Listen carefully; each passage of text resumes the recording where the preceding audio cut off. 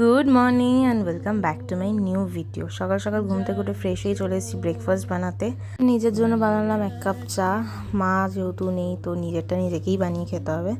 আর আজকে ব্রেকফাস্টে লালা খেয়েছিল দুধ রুটি, আর আমি খেয়েছিলাম রুটি আর একটা ফুলকপির তরকারি। দেন মাছের জলটা চেঞ্জ করলাম, 3 দিন পর পর চেঞ্জ করি, তো আজকে চেঞ্জ করলাম।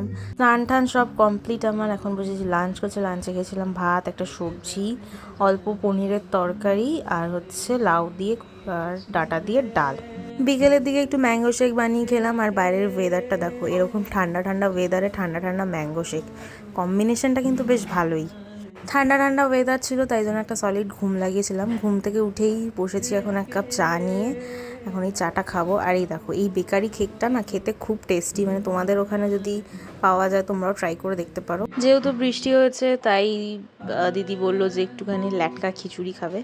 সেই কথা অনুযায়ী মাও রাতে ডিনারে ল্যাটকা খিচুড়ি বানিয়েছিল। আর লাস্ট অব্দি বৃষ্টিটা তো সেই হয়ই নি, অল্প একটু হয়েই কমে গেছিলো। তাও মা বানিয়েছিল তো সেটাই খেলাম। And yeah, that's it for today, by.